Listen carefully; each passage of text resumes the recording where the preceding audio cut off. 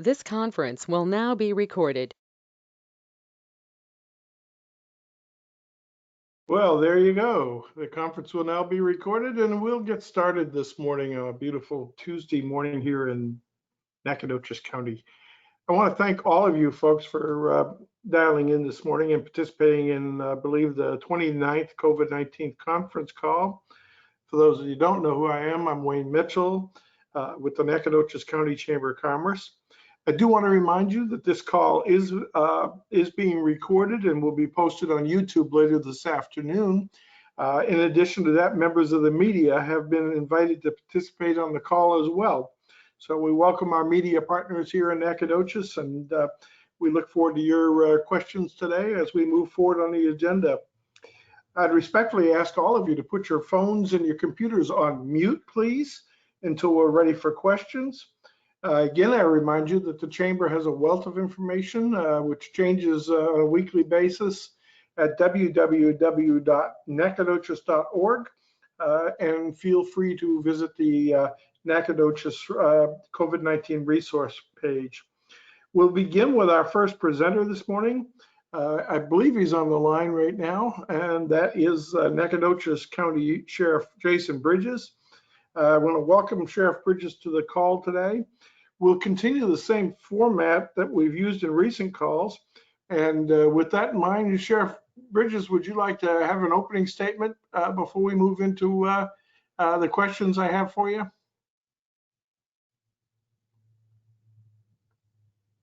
And Sheriff Bridges, are you with us? Maybe that's an even better question. Well, I'll tell you what we'll do is we'll move into the partner reports in the interest of time, and when Sheriff Bridges joins us, we'll move forward with his presentation. Hello, you there? Yes, Sheriff Bridges? Yes, sir. I had it muted. I apologize. That's quite all right, sir. Welcome to the call. Any opening comments, Sheriff Bridges, that you'd like to share with the group? No, just good morning. Feel free to ask any questions you have. Be glad to answer them, and appreciate you having me this morning. Well, that's great. Sheriff Bridges, let me just lead off with this question here. Since this thing materialized almost 7-8 months ago, what has been the impact in the county on crime?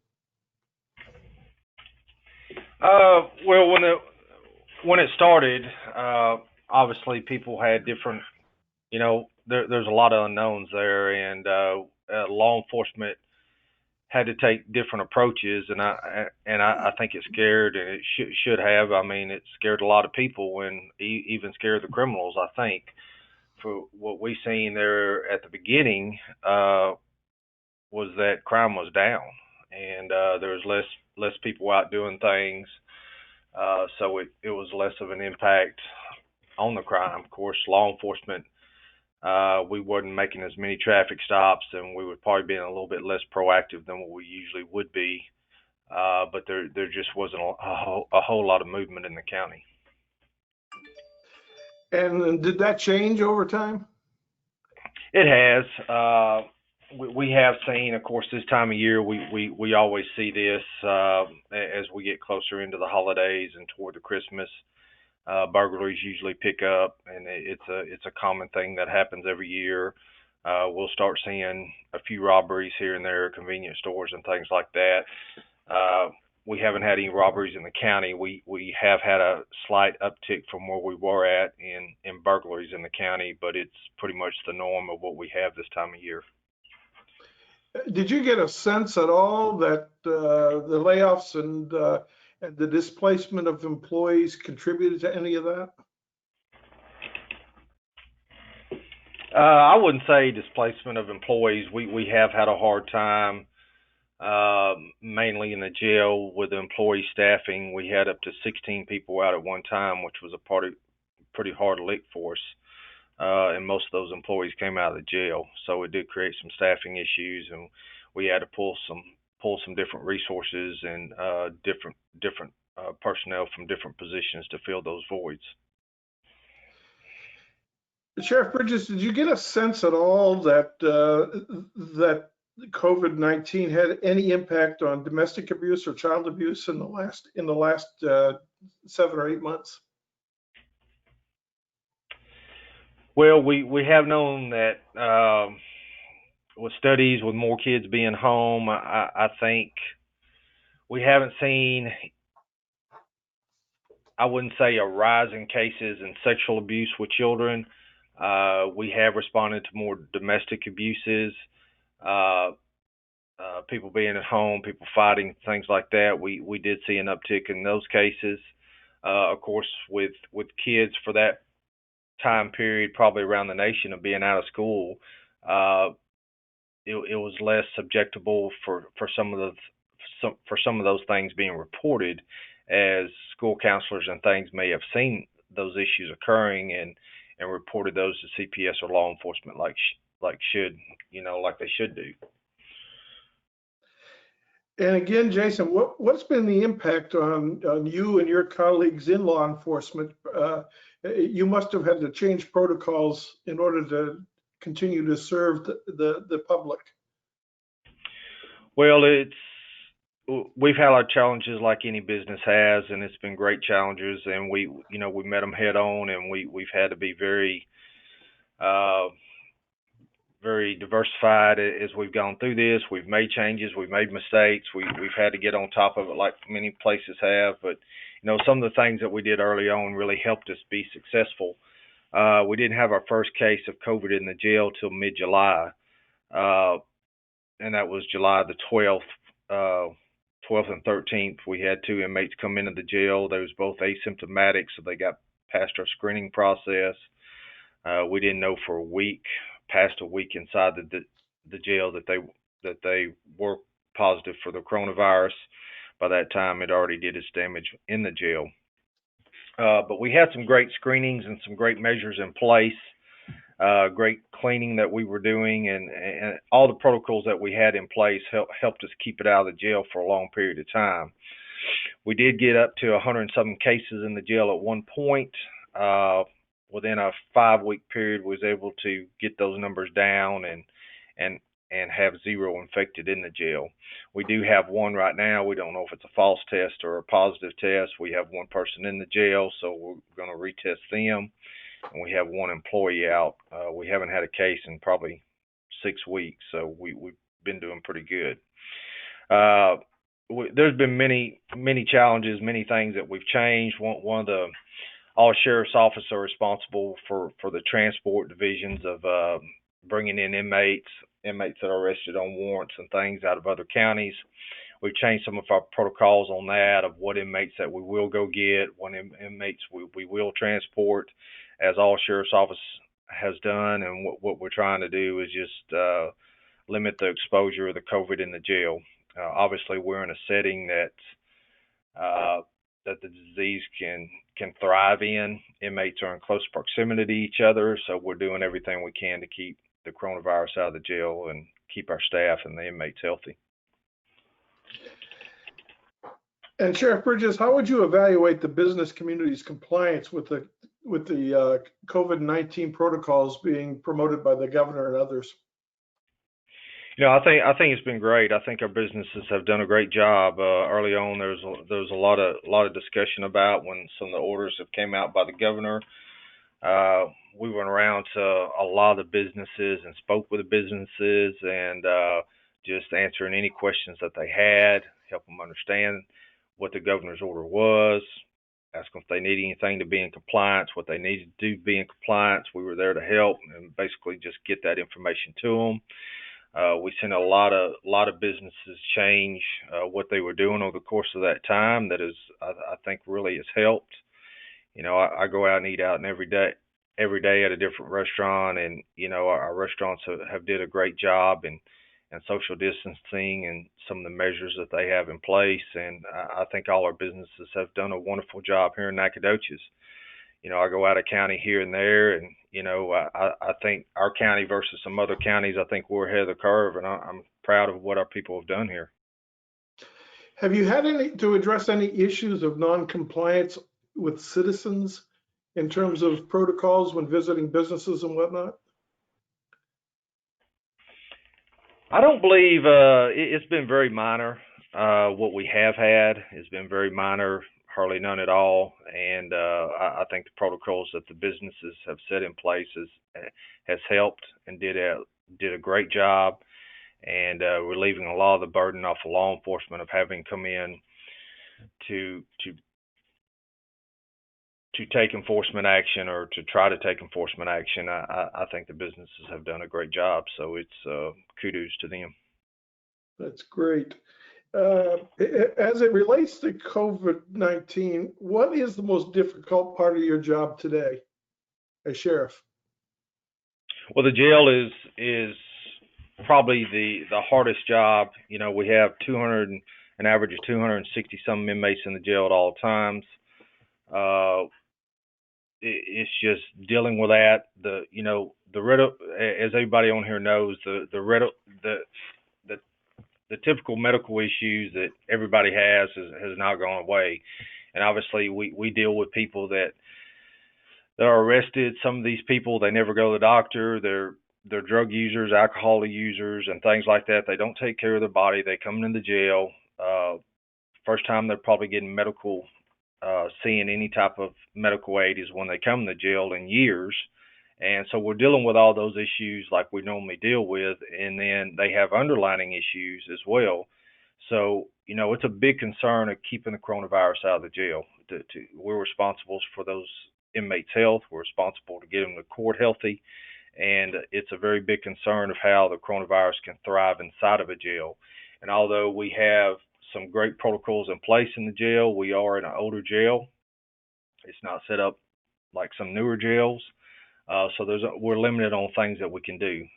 Obviously, we can't control inmates. Every inmate here has a mask. They're given that before they even walk inside the Nacogdoches County Jail. But we cannot enforce them to wear a mask inside their cell. When they come out of the cell, we enforce that. So it brings up issues of how we control that if it does get inside the jail, and that's the reason it's so important that we try to limit that exposure of who comes into this jail, to make sure that they don't have it, make sure they're cleared. And the biggest threat is those that come in that are asymptomatic, because there's no sign or symptoms to know if they have it. So one of the things that we have done that we did early on, when we got exposed here in July, is we found a testing center in Tyler. Our tests for the coronavirus is coming back pretty slow. And we needed to speed up to find out who was positive and who was negative. So we found a lab in Tyler. Now we're getting those results back in a day, 2 days at the most, and that has really helped us identify who has it, who doesn't have it, so we can separate them and minimize the exposure in the jail. On the law enforcement approach, deputies have learned to deal with it. They're all properly equipped with PPE, and it's just, it's the new norm. We're used to dealing with it now, and I think they've done a great job of how they're handling things. And one of our partners has contributed a question. It says, what is law enforcement learning or sharing statewide about COVID and jail management? Is the jail population managed differently in light of COVID? And certainly, based on what you just said, it certainly have been changes in the jail. And are bonds more likely on some cases?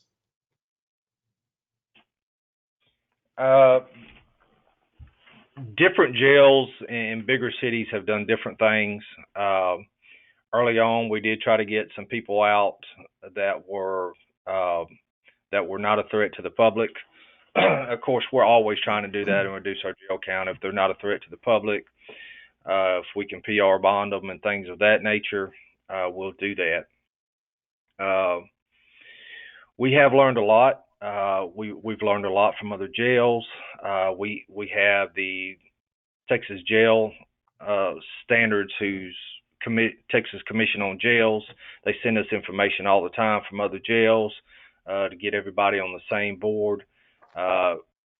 Things that are working, things that have not been working. So we're all the time getting information. Obviously, we follow the CDC guidelines, but we're a lot like, I don't know, we're so compacted here and so limited on some things that we can do. And one of the problems that we do have is housing issues. We only have limited space to house people. At one point, we did have to move some prisoners out to Gregg County to create some room. One of the issues we were having was, TDC wouldn't accept any prisoners at one point at all, and we had over 30 something inmates that had been sentenced and were ready to go to TDC, and we housed them for several months after they were supposed to had already been transferred to TDC, which only built our jail count up that much more. So it created some housing issues for us. So we had to move some inmates out to create some room. So we've just dealt with it. We've done the best we could. We got some additional nurses on board through the state that helped us get through it as well. And I think the jail has been under tremendous stress throughout this ordeal. But I'm very proud of our jail staff and what they've done. Within 5 weeks, we were able to, at one point, had, I think, 116 cases, was able to limit that and to get the count down to 0. We only had 2 inmates that had to go to the hospital over the coronavirus. So I think we're very fortunate. Well, first of all, before I give you the opportunity to have some final remarks, I do want to let you know, Sheriff Bridges, how much we in Nacogdoches County appreciate you and your colleagues and the wonderful work that you do, and certainly the city police force as well, and in helping to protect the citizens and keep us informed of what's going on. You and Judge Sowell and others have been just instrumental in helping us navigate these very challenging times, and we want to thank you. And I hope you'll certainly share our appreciation and praise with your colleagues. Final remarks, Sheriff Bridges? Well, first of all, we're very honored to serve our citizens. We have great citizens in our county, and we're honored time and time again to serve them and to do what we do. These are very challenging times. We don't know when this will be under control or when it will go away, but we expect at the winter time this may get worse. Don't know that, but we're all prepared for that, and we'll continue to deal with these challenging times, and we'll get through it like we always get through it. So we're honored to serve our citizens, and I appreciate you having us on this morning. And you feel free to stay with us this morning, Sheriff Bridges, if you can, but we're thrilled to have you here, and thanks again. Any questions from the group for Sheriff Bridges?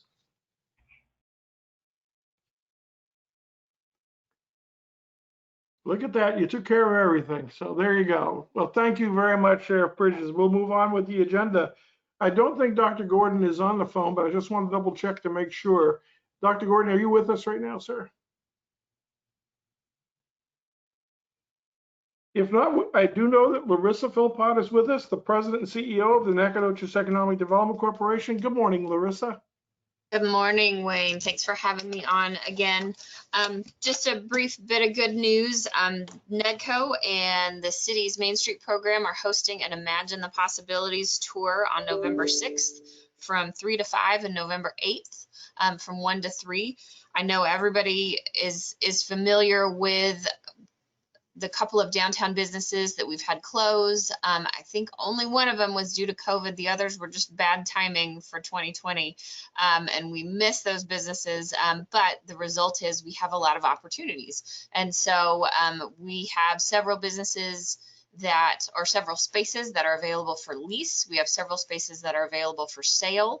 And so we will have folks meet at City Hall on November 6th from 3 to 5. November 8th from 1 to 3, we'll have maps, we'll have information about city incentives and city grant programs, and just a little bit of information about each building. We'll have docents at each building. Hopefully friends from our board of realtors will be there to show the buildings. The last time we did this, it did result, I think, in 2 new businesses downtown, so we're hopeful that we can get these spots filled. Be happy to answer any questions. And Larissa, feel free to get that information to us here at the Chamber. We'll certainly get that out, distributed to our members as well. That's exciting. Awesome. Thank you, Wayne. Any other questions of Larissa? If not, thank you, Larissa. Appreciate that. We're pleased to have join us this morning the Nacogdoches City Manager, Mario Canizares. Good morning, Mario. Hey, good morning, Wayne. Good morning, everyone. Just a couple of quick updates. Just to kind of share with the group as far as our hospital admissions on COVID, based on the information I received this morning, we're at 8.9% of admissions. And so the threshold that the governor has laid out in his most recent executive order was 15%. We've stayed in that range from 5.5 to about 9% of hospital admissions over the last 3 weeks. So we're holding steady, which is a good thing. I believe Amy Mahaffey may have some other details that she may cover under her segment of the agenda. And then the other piece is next Tuesday, the 3rd, which is election day, we also have a city council meeting. And we'll be having our first, while it's still considered a virtual meeting in the eyes of the Texas Open Meetings Act, we're terming it as a hybrid meeting, in that we'll have 3 members of council present in the council chambers, while we'll have a couple of members in the virtual setting. So we'll start that. That'll be our first official meeting under that premise, under that format. And so hopefully things go well, fingers crossed, and then we'll adjust accordingly. And from here forward, we'll be, as council meets, we'll continue to employ that methodology. And that's all I have, unless anybody has any questions. Any questions for the city manager? Well, thank you, sir. We appreciate it, and we're delighted to have you on the call. Thank you. Appreciate it. I don't know if Betty is with us. Betty Rousseau from the governor's office.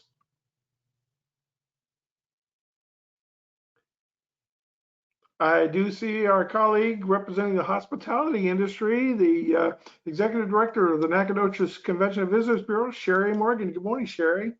Good morning, Wayne. Good morning, friends.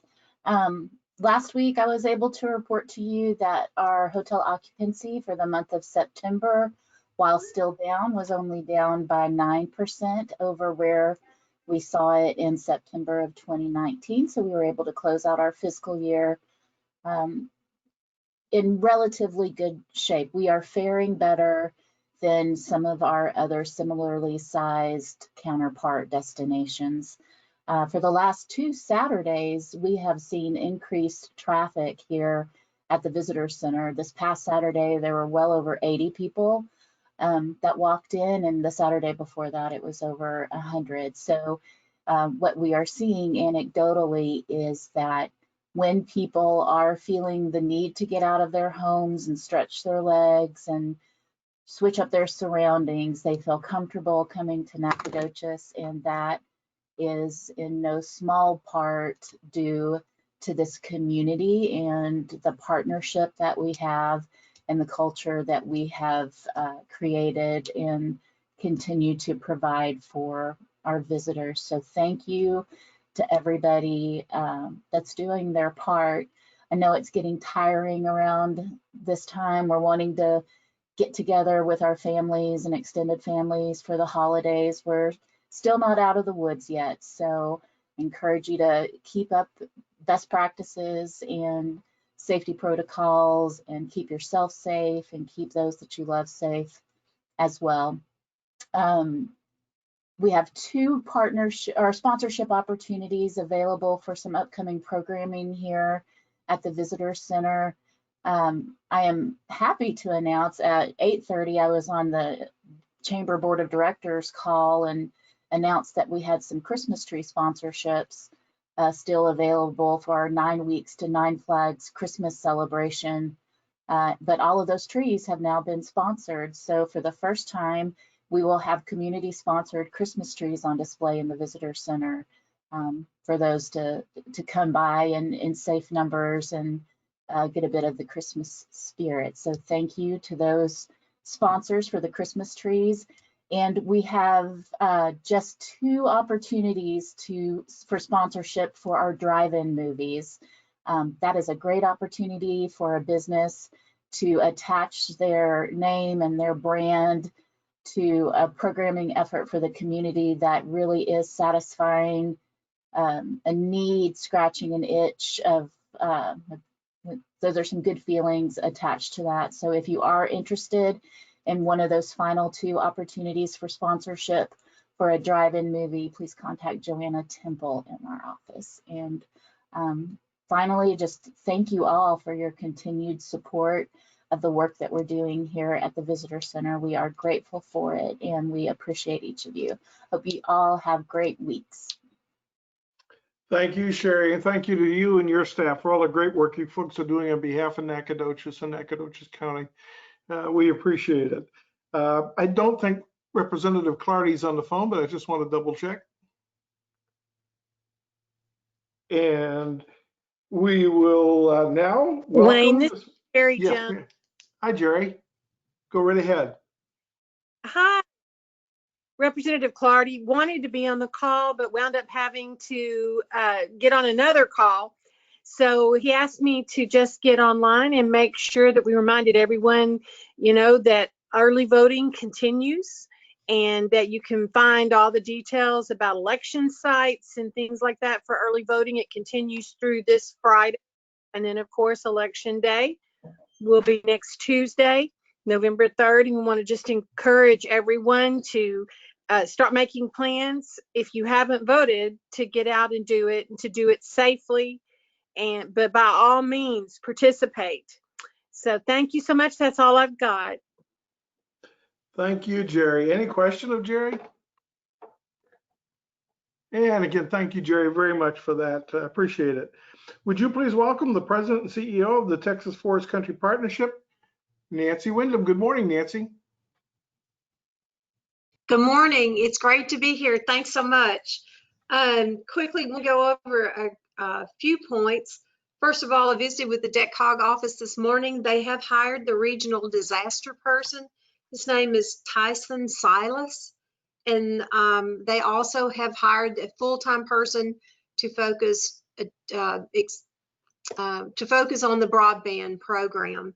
And that's a segue into letting you know that due this week is an application for a very important grant. There's 2 grants that DECOG is applying for the broadband program, and that's quite a bit of money that will help put the broadband backbone into our 12 county area. So hopefully next week we'll have some updated news, but I'm not for sure when the decision for that one is, but I know it's been all hands on deck and everybody's been working really hard to get all of that in.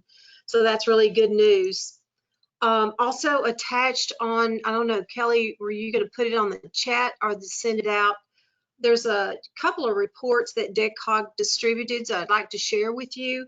One is the labor force employment and unemployment numbers for the region, and the other is the sales tax report for all of the 12 counties. In addition to that, just wanted to let you know, in fact, Mark, are you want to check your microphone? Mark Duran with the Workforce Solutions, what we work closely with for the region. There's a couple of things that they have. If his mic is working, are you there? Yes, ma'am. Can you hear me, Nancy? Hey, it is working. Good morning, you Wayne. want to report on a couple of things that you're doing in the region on the workforce? Yes, ma'am. Nancy, thank you. Good morning, Wayne. Just what we're looking forward to is next Thursday, a week from Thursday, November the 5th, is we have our annual Red, White, and You. This is our hiring event that is geared toward veterans. And this will be our first one that we're doing statewide virtually, all 28 workforce boards. And so Deep East will be participating in that for our employers and our job seekers for the Deep East Texas region. We're still taking signups for any employers that are wanting to participate. It'll be from 10 to 2.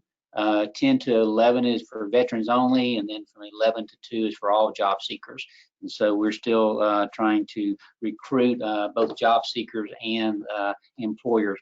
One of the things is that the Texas Workforce Commission, our commissioners, reinstated the work search requirement that will begin in November. Is during the pandemic that had been waived. So if you were an unemployment insurance claimant, you did not actually have to go out and search for work, but that will be reinstated in November. And in Deep East Texas region, for each week of your unemployment, you must do at least 3 job searches. So we feel like the job seekers will now be beginning to increase in those numbers. Our workforce centers are open. We've seen, starting in September, we've seen more people start coming in, utilizing services, looking for employment. So I feel like this will be something that'll be beneficial to our employers. One of the other things is we have the Jobs Now which we call hot jobs that are on our website. You can go to www.DB's.org. And if you have an immediate job opening that you need to have someone immediately, we can post that job. As of yesterday, we had 41 for last week. I was looking for Nacogdoches County, we had 4. Those range from the banking industry to the healthcare of nursing, and even some pipeline jobs. So we've got employers from the Nacogdoches area that are posting jobs with us on that. We've also completed 4 months of our employer relations specialists doing those surveys we've talked about and helping us do our strategic plan, making sure that we're matching the training needs of our employers to the ones that we're helping with our training providers such as Stephen F. Austin and Angelina College. But we've completed 234 surveys through that, and 37 of those surveys were completed in Nacogdoches. So Wayne, Nancy, we can always, if there's any, and Larissa, I know with Economic Development NEDCO, if there's anything we can help you, got questions, but we're still continuing to do those. So, but if you got any questions on what we received in those surveys, we'll be glad to share that with you. Lastly, as Nancy mentioned, the unemployment numbers did increase a little bit in September. Nacogdoches County went from 6.1 to 7.4. And then the city of Nacogdoches went from 6.3 to 7.5. But there were still, if you look at the state of Texas, there were still new employers that were opening, businesses were still hiring. Some of that's based on what the labor force, there was some increase in the labor force numbers, and from there. So looking at just the data I have for October, first week in October, which ended October 4th, we had 149 UI claimants. The week that ended on 10/11, that decreased to about half, down to about 76. So hopefully that's going to have some impact on our unemployment rate numbers going into the October. So we'll get those usually around about the 20th of the following month. Okay. So open to questions. Nancy, thank you for a few minutes on there. Okay. Thank you, Mark. And I just want to call everybody's attention to the chat section of the site. I'm pleased to say that we've posted that information and the links to it. If you're interested, you might want to copy and paste it on another document. Thank you very much, Mark. Anything else, Nancy? Yes, just a couple of more items. As far as the partnership goes, we're all regional, and we are spending a lot of time right now, important time, with several statewide groups, putting together some data and responding and being involved in making sure that these reports come out. One of them is the IC2 Square out of the UT Austin, and I'll be working with another group out of Texas A&M on a big mapping project for the region. So we're busy representing you. I also want to just highlight on November the 18th, please place on your calendar, we're having our Economic Development Summit, and it is our annual meeting. It will be virtual, and I sent the link that Kelly can place in the chat, and you'll see it on Facebook and on LinkedIn, or you can call our office and we'll direct you through that process. But we've got about an hour and a half on broadband with Connected Nations Texas and DECCOG, and the update on how that is the progress. And by the November 18th, they'll have some very good updated news from the reports on that one. And also we have our do-gooders, our 12 highlighted individuals or small businesses that have gone over and beyond the call. I believe I found out yesterday that we have some of our Texas leadership are going to be the ones presenting those. Of course, it's virtual, but that was good news that they wanted to be involved in that particular part of the program. And then following is our coveted Silver Bucket Award that will be presented. We're trying to figure out how to do that virtually, but it should be an exciting time. And then the Texas Economic Development Corporation, Robert Allen will lead our governor's office and leadership into some dialogue. That was yesterday's conversation, was be sure it focuses on Deep East Texas. So I'm looking forward to that. And then at another great highlight is our legislative panel, and we appreciate Representative Clardy, Senator Nichols, and the rest of our representatives from this region participating in that. So there'll be a lot of opportunities for questions in this chat section, and there'll be a live question and answer following that one to participate in. We did video the opening, the welcome the other day, and we chose to do that in Nacogdoches at the duck pond. And on cue, the ducks just happened to swim past in the background. So it's a highlight for SFA and Nacogdoches as we open our summit this year. And then just want to say we're proud to sponsor one of the Christmas trees that was mentioned earlier. And we're going to have the industry tree there at the Convention and Visitors Bureau. So also the Texas Forestry Association will be participating in that with us as well. So thank you so much for the opportunity. It's a pleasure to serve, and let us know if there's anything we can do to help you further. Thanks. Thank you, Nancy. Appreciate that. And thank you, Mark, for that information as well. I'm pleased to welcome, for the purpose of an update this morning, Dr. Amy Mahaffey. Good morning, Amy. Good morning. Thank you so much for having me on. Our other colleagues at the city have done a beautiful job of kind of going over hospital data and some of our events that we have coming up. And so I thank you for that. I kind of want to just add on. I just put in the chat, I guess the chat is full of links today. I was going to try to share my screen, but I don't have that option. One final push for our Halloween activity guidance from the CDC. We've taken what was a very, very lengthy list of guidelines from the CDC and kind of customize that to things that are relevant for our community. If anybody has a business or they have colleagues that are wondering how to celebrate this upcoming Halloween this weekend, we really highly suggest people participating in the low risk activities. This includes doing things with your household, having movie nights with people that live inside of your home, and even scavenger hunts or anything that can be done inside of your car, like looking at decorations around the community.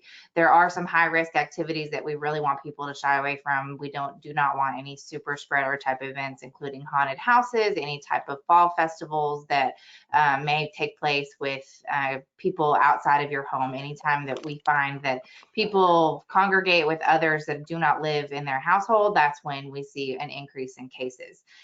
Today is Tuesday, and so we had over the weekend 3 cases, and then we had 7 cases that were announced today. And so you will also see, if you're on our email list, we continue to encourage you to be added to that. If you want to type your email in the chat, I'll add you to that distribution list. We send those out 5 days a week to do updates to disseminate the state's numbers.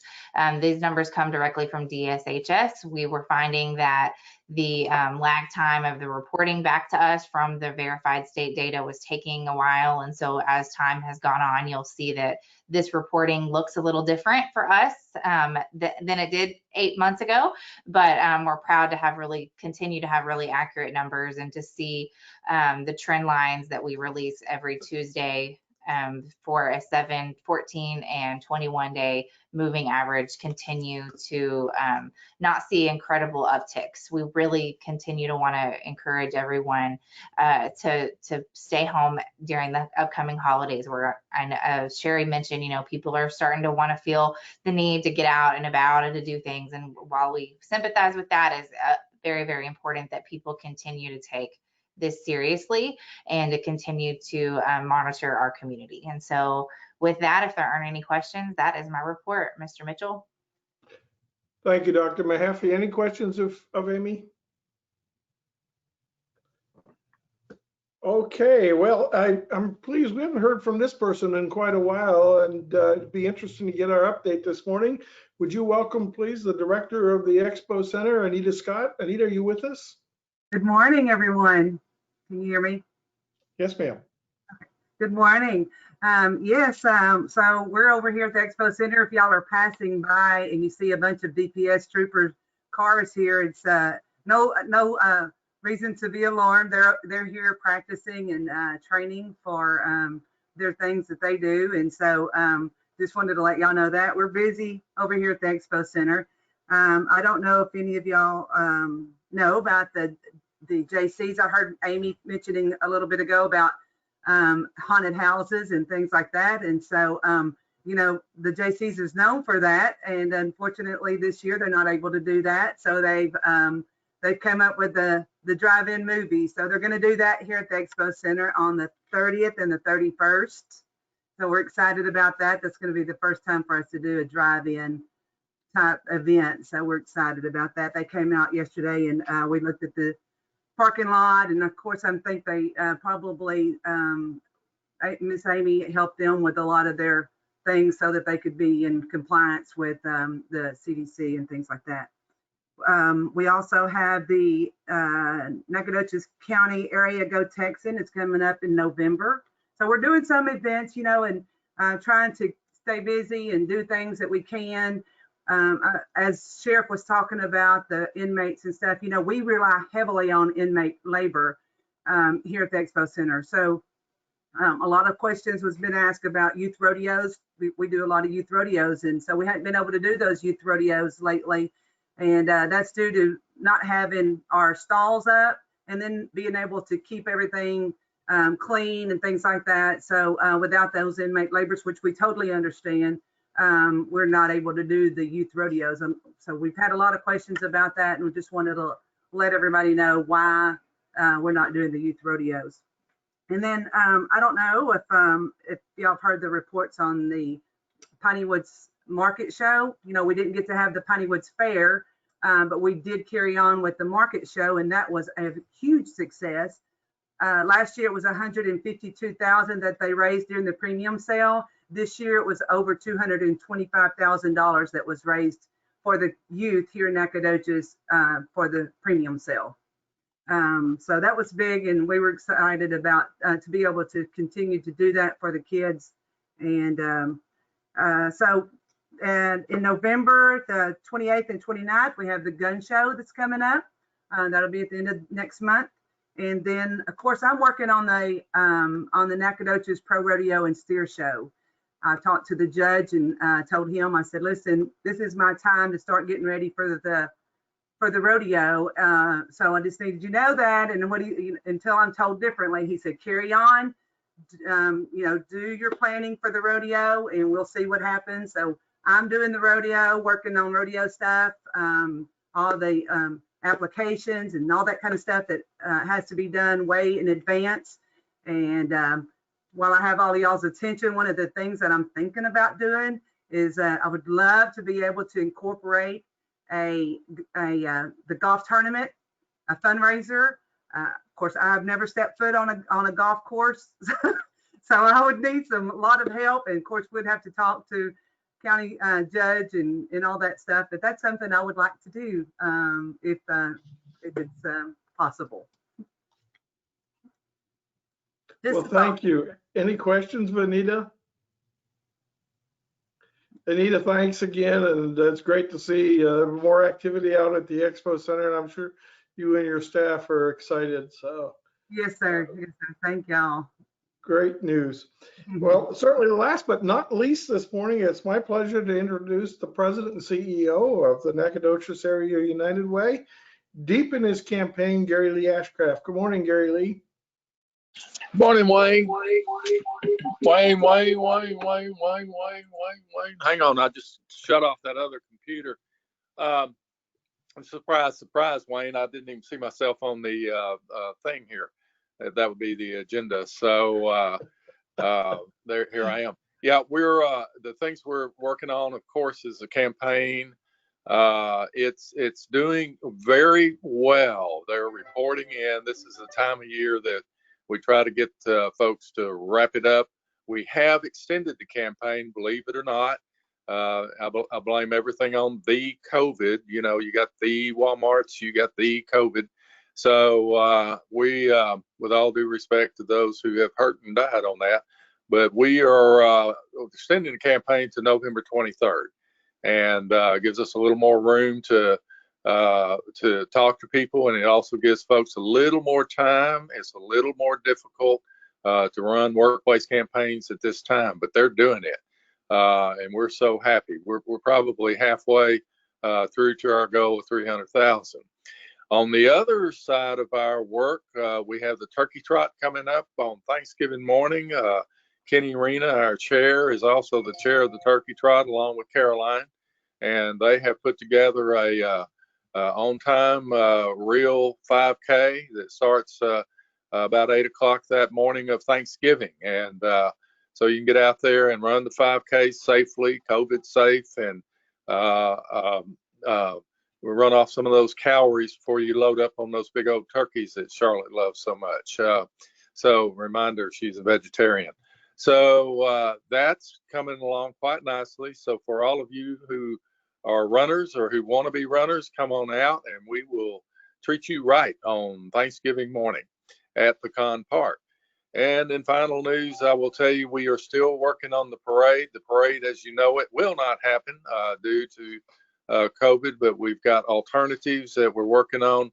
I think that we'll end up with some sort of virtual parade. We've got enthusiasm among those who build the floats, and you will be riding by safely in your automobile, waving to people and seeing Santa Claus, who I hope our real Santa Claus will play and I don't end up in a Santa Claus suit. But anyway, that's it from the United Way. And Gary Lee Ashcraft, you all live united and be happy and be kind to one another. Thank you. Thank you, Gary Lee. Appreciate that very much. I see our friend Les Linebarger is on the phone from the NISD. Les, what's going on over there? Hey, Wayne. Good morning. Good to see everyone. We're still moving forward. We're still having classes. I think district-wide now, we've got roughly 2/3 of our students are attending in-person classes now across the district. Some good news that's taking place right now is our construction projects are moving forward.